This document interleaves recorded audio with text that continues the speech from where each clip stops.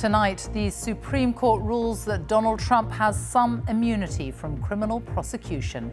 It's a highly significant decision, meaning the former president's trial for interfering in the 2020 election is likely to be delayed.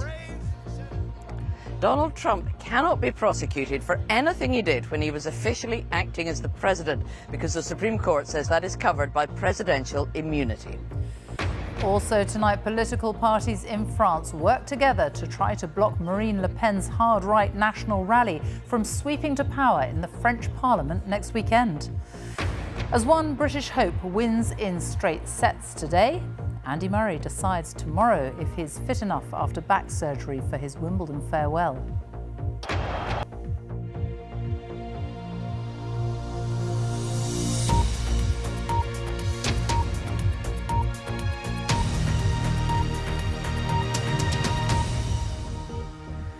Good evening. The US Supreme Court has ruled that Donald Trump has some immunity from prosecution for official actions taken while he was in the White House.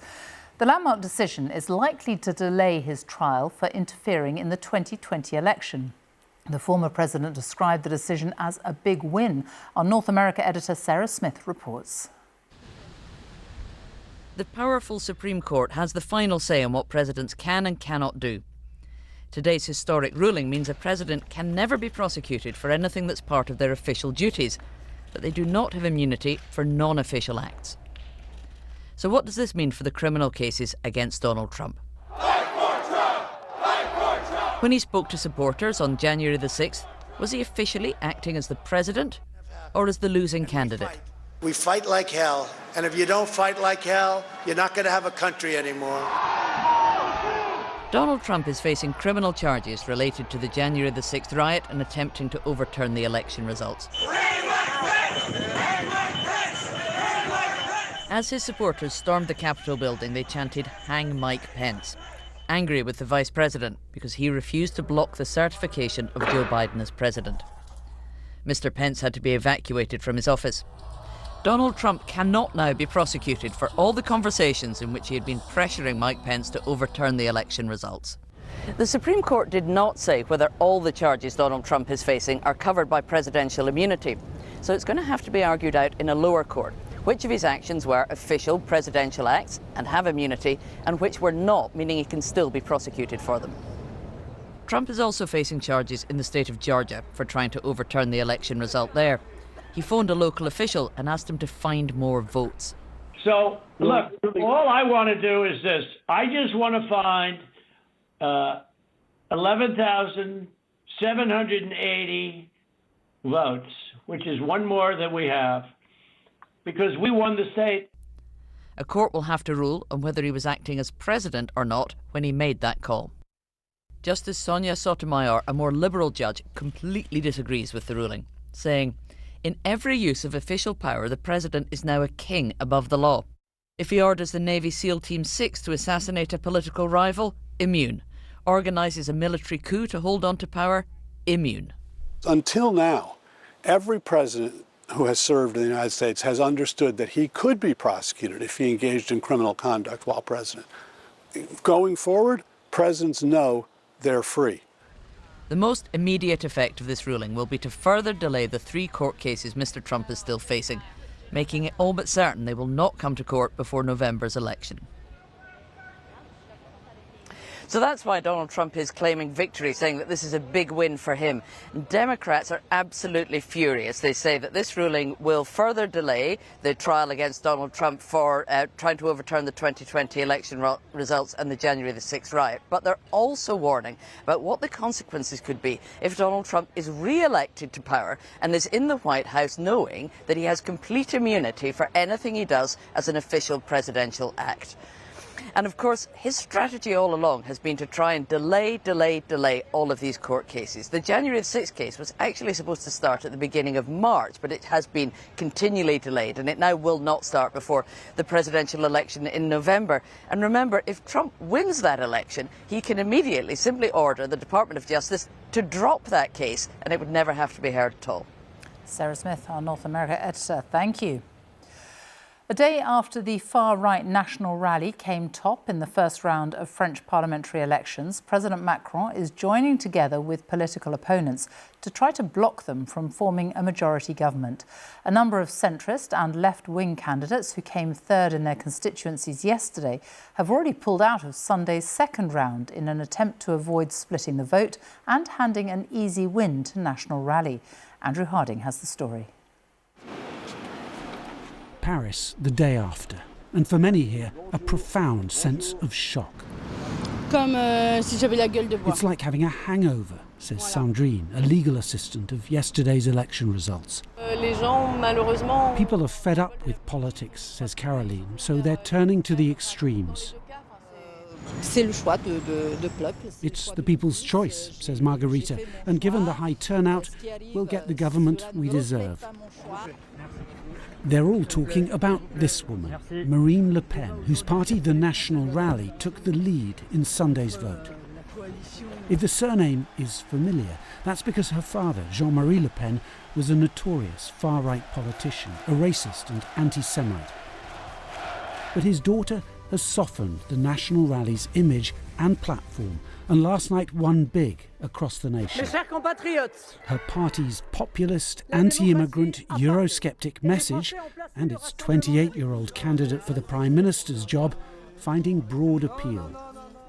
Formerly, it was more people that were workers in complicated economical situations. Now you have also white collars voting for National Rally. You have women voting for National Rally. You have young people. Meanwhile, France's president is in trouble. No wonder it looked like Emmanuel Macron was trying to hide yesterday. His election gamble has backfired. His centrist party on track to lose heavily. So what of plans to block the far right from sweeping to victory? This afternoon, different parties began arriving at Parliament, aiming to forge a united front against the National Rally. But the divisions are all too evident. The leader of the Green Party here brought to tears of frustration during this debate. France is still digesting the shock of yesterday's election result. Love it or loathe it, the National Rally is now at the heart of France's political mainstream. More than that, it is the most powerful party across the country. But can it translate that into enough seats in Parliament to win outright? If it can, France will be changed utterly. Andrew Harding, BBC News, Paris. Now, he's the man who saved the game for England at the Euros last night with a last-gasp goal, but now Jude Bellingham is being investigated for a gesture he made after his very late equaliser against Slovakia. UEFA says it's looking into a potential violation of the basic rules of conduct. Jude Bellingham says it was an inside joke with some friends at the game. Andy Swiss reports. Helped on, and it's in! Jude Bellingham! It was the 95th minute miracle which saved England's Euros. That Bellingham bicycle kick Salvation! looks more remarkable with every viewing. A moment of brilliance from Bellingham! But now he's being investigated by UEFA for making a crude gesture after scoring his goal. In a social media post, he said it was an inside joke towards some close friends who were at the game, adding he had nothing but respect for how the Slovakia team played. Well, if he's found to have breached the rules, Jude Bellingham could face a suspension, although it's thought a fine is more likely. But much will depend on his explanation and the views of the Slovakia team. Both Bellingham and England now face a nervous wait. The players were back training at their base today, and they know if it wasn't for Bellingham's goal, they wouldn't still be here. Jude golden boy again with the overhead kick to keep us in the game, keep us in the tournament, and but we'll never see a die, and that's what it was last night, and a roller coaster, but we got over the line. Bellingham's goal is already a fan's favourite. There we go! Some here have even been trying to reenact it. Now, just 2 more days of election campaigning left, and Rishi Sunak has denied that he's given up on winning the elections, saying it's not over till it's over, despite talking about the prospect of a Labour supermajority. He's been speaking to our political editor, Chris Mason. Today and tomorrow I'm following the two men who want to be your Prime Minister this weekend and for the next 5 years. I'll be talking to Labour's Keir Starmer tomorrow. Here we go, last few days. First stop, Stoke-on-Trent.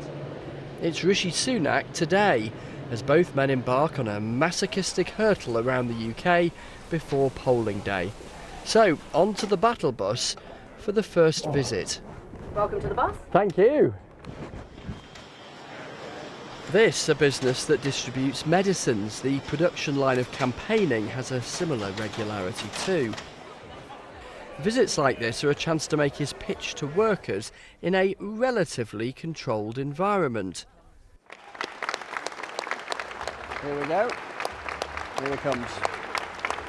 And take a listen to Rishi Sunak's tone and emphasis. The vote for the Conservatives is not just a vote to stop a supermajority, but it's also a vote to make sure that we will fight for you. I will fight for you. I will make sure that your voice is heard. Right? That is what this is about. And crucially, I will keep cutting your taxes. Prime Minister, listening to you talking to the workers just now, it sounded like you'd given up. No, absolutely not. I'm talking to as many people as I can across the country. Talking about a supermajority? Yeah, what I was saying to people is I don't want anyone to sleepwalk into Thursday, because there is a danger of a Labour government that I want people to be alive to. And the choice for everyone on Thursday is a vote for the Conservatives, which will mean their taxes continue to get cut. We will get migration down and secure our borders. Pensions will be protected. A vote for anyone else is just going to get the precise opposite of those things. You and your campaign have talked in the last few days about the irreversible damage that a Labour government could do and do very quickly in power. And there'll be many people who might share that fear. But if you believe that, why did you call the election 6 months earlier than you needed to? You could have governed as a Conservative Prime Minister for another 6 months before this moment. I think people deserve a choice. And my priority when I became Prime Minister was to deliver economic stability. And we have done that. Inflation is down from 11% back to normal. Wages are rising. The economy is growing faster than our competitors, and taxes are starting to be cut. This is the week where all the leaders return to their big pitch. Here's Sir Keir Starmer miles ahead in the opinion polls in Hitchin in Hertfordshire. And look, the sun is just about shining. This is the summer, and we have one job, which is to make this a summer of change. But perhaps Rishi Sunak can take inspiration from the last-minute heroics of the England team last night. So is there a Rishi Sunak equivalent of the Jude Bellingham overhead kick that we're going to see in the next 48 to 72 hours to radically change what looks like the scoreline could be? Mine is probably more a kind of flashy, I don't know, cover drive or off drive or something instead. And talking of cricketing shots, Rishi Sunak came next to Nuneaton in Warwickshire to show off a few of them in the nets. Chris is with me now. You talked about tone in your piece there. You've been following Rishi Sunak for weeks now. Has the mood changed? I think it has, really. I think today we saw the most explicit acknowledgement yet from the Prime Minister of the likelihood of defeat. Now, we should remember, for all of the mishaps, the calamities of the Conservative campaign, there was bunking off D-Day early, there was all of the rows about betting. No party in modern times has won 5 general elections in a row.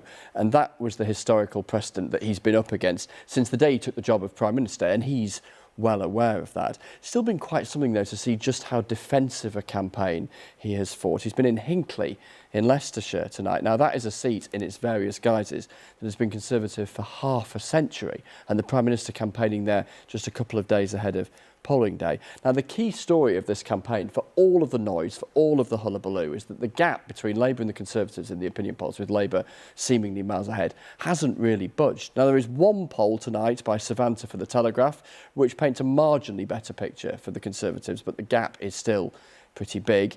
Tonight in The Times, Keir Starmer giving an interview saying or claiming that he needs a big majority, a strong mandate, as he puts it, to deliver what he wants to. I will be on a train in not that many hours' time, first thing tomorrow, following him, and I'll bring you that tomorrow. Look forward to it. Thank you very much. Well, the cost of living has become a focal point of debate over the past few years, affecting many people. And in his final special report, our UK editor, Ed Thomas, has been visiting Grimsby in northeast Lincolnshire, a corner of England where employment prospects and life expectancy are low and where 1 in 3 children lives in poverty. But the area has also received just under £20 million in levelling up money since the last election. This is Ed's report. All I've been doing is surviving and pushing through. It's survive or die. This is East Marsh, Grimsby, one of the most deprived parts of the country, and home to 6 food banks. If you come in this way, I'll get us through the door here. This one is Pam's. It's a former derelict public toilet. How many people are you feeding like this? 800 a week. 800 a week? It was 300 5 years ago. How important is this for you? If I didn't have it, I wouldn't eat. Simple as that? Yeah. Getting working families, getting people who are on disabilities, we just get a mixture of everybody. And Pam says people are becoming increasingly desperate. Other food banks have had somebody pull a knife out on them or what have you. Really? Yeah. In Grimsby? Yeah. That's got to last a week. The fishing, the farming, everything's gone. Patrick remembers when Grimsby's fishing industry thrived. Can politics fix this? No, not at all. Hiya, darling. It's horrible. We're just putting a sticking plaster on what the real issues are. The high street here tells another story. More than 1 in 4 commercial premises here are empty. Shouldn't have to struggle on minimum wage. And it was here we met Dom. Still counted as homeless. He'd borrowed cash from the pawn shop. You give them some things, they give you some money for it. And what was the money for? It was just so I could get some food. The cost of living has gotten so ridiculous to the point where I've been homeless 3 times this year. He struggled for a long time, and then came the cost of living crisis. This is home now, Dom? Yep, pretty much. Yeah, it's cosy. YMCA, temporary supported accommodation. My freezer has potato tots and some chicken nuggets. Dom had a 0 hours contract in a fish packing factory. But when shifts went down, bills went up. The rent ended up going up 4 times within a space of 6 months. It messed me up. I just want to be able to live. All I've been doing is surviving and pushing through. That's all I can do. It's survive or die. But investment is coming, with around £20 million worth of levelling up cash. And renewable energy is bringing new life to Grimsby's port. But that change hasn't been felt by everyone. I don't have a TV, I don't have Wi-Fi, I don't have a washing machine at home, so those outgoings aren't going out. Irregular hours mean difficult choices. Jess is a graduate with 3 jobs. That's so cute. And a modern grafter, making extra cash through her baking.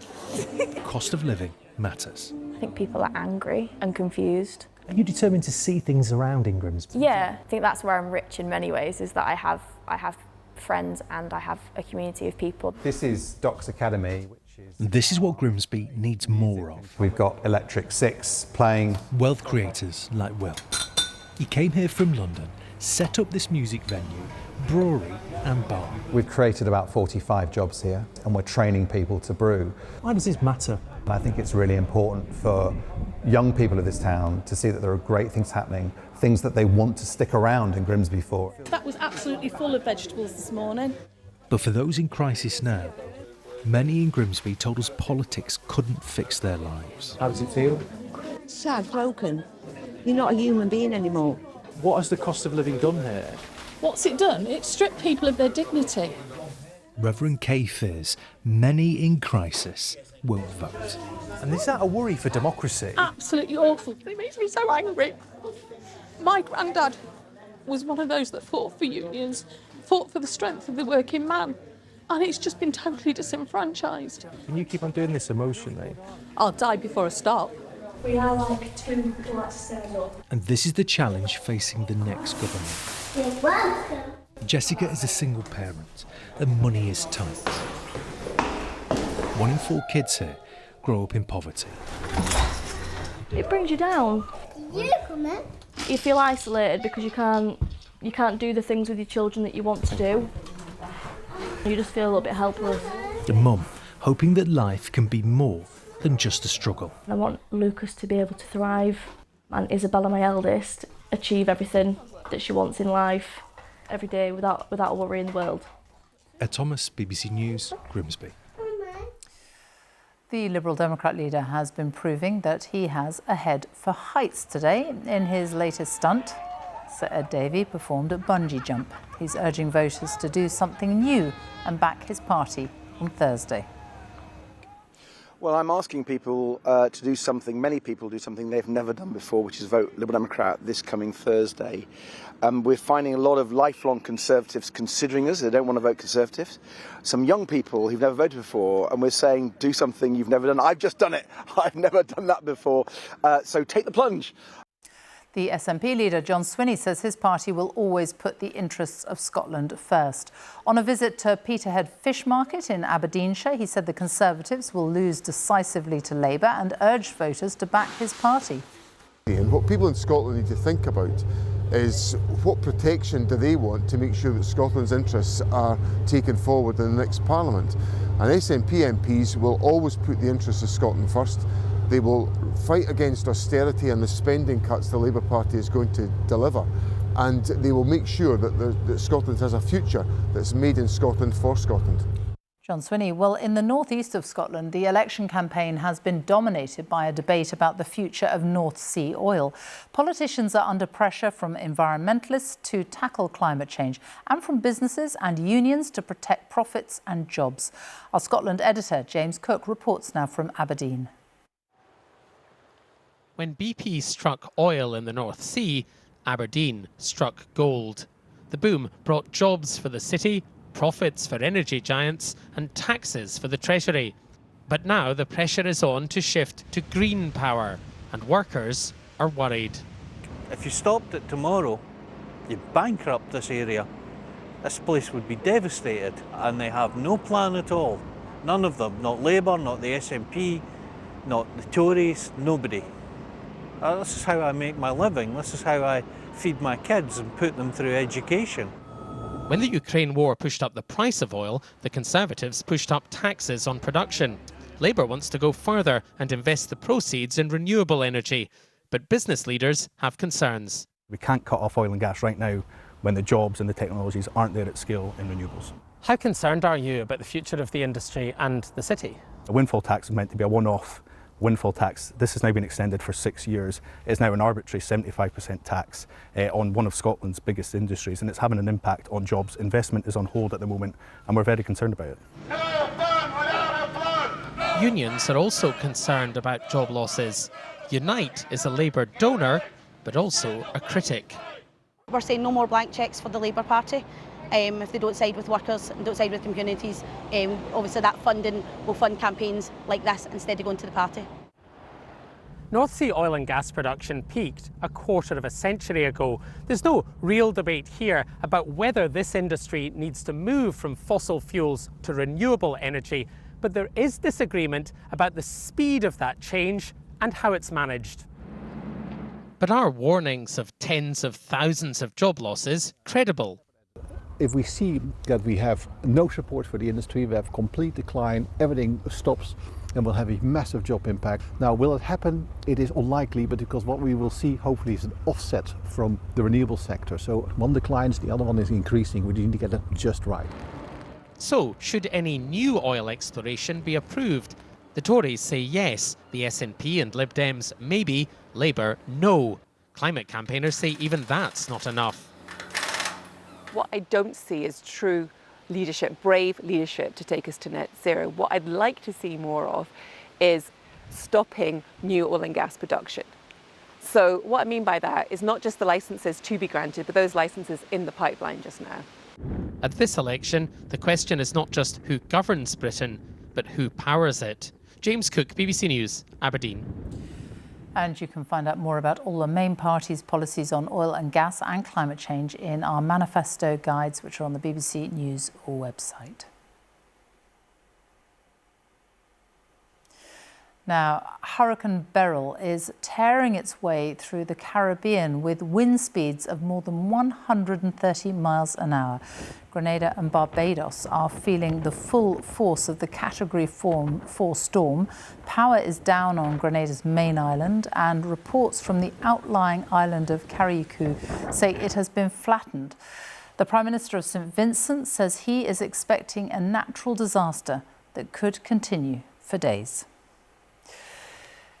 It's been a dramatic night at the Euros. Portugal have made it to the quarterfinals after beating Slovenia on penalties. France are also through to the quarters after beating Belgium, as Jane Dougal reports. He almost saw his French keeper embarrassed. Kevin De Bruyne's free kick saved, sort of. They are through to the quarterfinals. But who would meet or strikes from open play the next round, where France are waiting? The 31-year-old played over 100 times for the club, including winning the FA Cup in her career. The tournament got underway today. Murray is due on for his first-round match tomorrow. Meanwhile, 3 British players have already made it through to the second round, including former US Open champion Emma Raducanu. Joe Wilson reports. Welcome back to the Championships. Enjoy. But only special Davids get into the royal box. Beckham made way for Attenborough, who took the ovation. Well, deep respect for the longest careers. Andy Murray forced himself through practice, striving to be fit for one more chance to play. It is easier when you're 21. Defending champion Carlos Alcaraz. He was stretched by the distinctive Estonian Mark Leal, but prevailed in 3 sets. Oh, that's brilliant! And then said that centre is the most beautiful court he plays on, which went down well. 3 years ago, on the outside courts here, there was a sudden buzz of attention, a player winning matches. It was the first time we'd really heard the name Emma Raducanu. Well, a lot has happened since then. After challenges, injuries, Emma Raducanu came into this tournament feeling happy, and she eventually ended her first round match even happier. Game, set, match, Raducanu. Although it took nearly 2 hours to get past Mexico's Renata Zarazoa.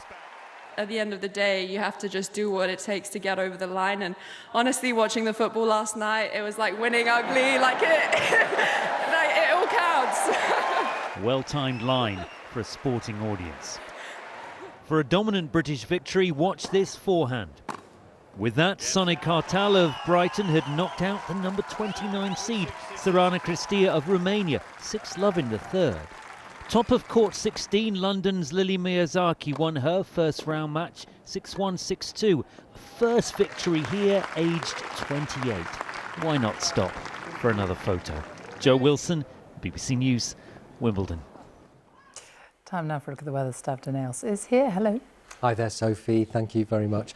Good evening to you. The weather was pretty nondescript today. A lot of cloud around, some spots of rain, thanks to a weather front moving through. Won't see much change for the rest of this week. It will stay generally unsettled thanks to low pressure. Breezy, even windy by the end of the week, and there will be some rain at times, mostly in northern and western areas. And temperatures are going to be disappointing for early July, around or just below the seasonal norm.